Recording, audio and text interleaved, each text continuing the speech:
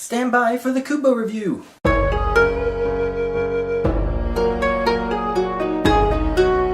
Welcome everybody to the movie chair, and today we're going to be reviewing the movie Kubo and the Two Strings. Now, I wasn't sure what to expect from this movie, but I must say I left the theater pleasantly surprised. The story is about a young man named Kubo who was being protected by his mother. She's trying to protect him from his grandfather, who's out to steal his other eye. Yeah, you heard me correctly. His grandfather took one of his eyes. And in the quest for it, Kubo must find 3 different artifacts in order to protect himself in the final fight with his grandfather. Okay, let's get down into it. First of all, this is an animated movie, so parents are going to be compelled to take their kids to go see this thing. But I must say, depending on the age of your children, they may not be able to hold their attention span long enough to be able to enjoy this movie. There's only a couple of action scenes in it, like 3 or 4 maybe. And these action scenes really aren't that long, maybe lasting 5 or maybe 10 minutes. The movie's mostly just really heavily dialogue driven to tell the story, which is a good thing. I mean, the story is very well written. I mean, the story is kind of been done before, with the idea of the mother protecting her son and the father who is missing.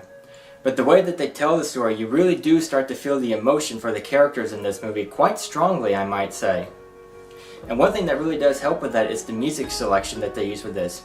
The music that they use is all performed by traditional Japanese instruments from like way back in the past. But the cool thing that they did was they actually included some more modern sounds to it as well. For instance, when Kubo is using his instrument for an attack, not only do you hear its sound, but you hear the sound of the electric guitar too, to emphasize like more power behind it.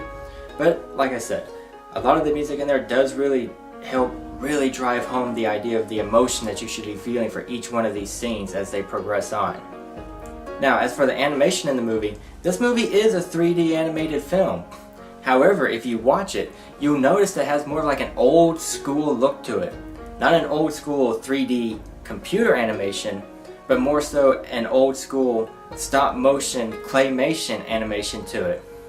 There was quite literally a couple of times where if there was no action in the scene, and Kubo and like maybe this older woman is talking, when I'm watching the mouth moves, you can see like the classic kind of claymation jerkiness in the way the mouth moves. It's not all the time smooth, which is actually done, in my belief, to be more of like a creative choice, because choosing to make the movie like this instead of like in a style that like Pixar or DreamWorks is doing a lot of these days, this style of animation really did help drive home the fact that of when this movie was supposed to be taking place, the time period that it was taking place in.